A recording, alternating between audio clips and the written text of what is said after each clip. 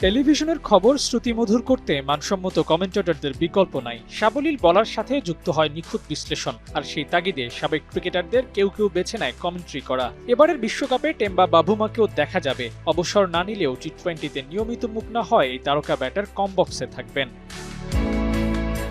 বাংলাদেশের খেলা মানে কমেন্ট্রি বক্সে আথার আলী খান এক নিয়মিত মুখ। তবে এবার বাংলাদেশ যেহেতু বিশ্বকাপ খেলছে না, সেহেতু বাংলাদেশ থেকে কেউ কমেন্ট্রি করবে কিনা তা নিয়ে ছিল অনিশ্চয়তা। কিন্তু টুর্নামেন্ট শুরুর আগে জানানো হলো আথার আছেন কমেন্ট্রিতে। বাংলাদেশের হয়ে আম্পায়ারিংয়ে প্রতিনিধিত্ব করবেন শরফুদ্দৌলা, শহীদ ইবনে সৈকত ও গাজী সোহেল।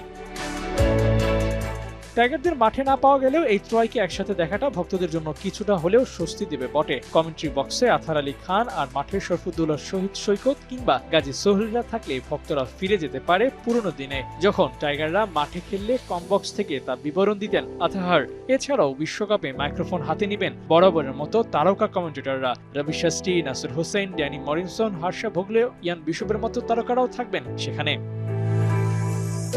এবারের বিশ্বকাপ মাঠের খেলায় ঠিক কতটা উপভোগ্য হয় তা ঠিক বলা না গেলেও মাঠের বাইরের নানান আলোচনায় ছিল সয়লাভ। সেসব পাশ কাটিয়ে কতটা আনন্দ দিতে পারে মাঠের খেলা, সেটি দেখার বিষয়।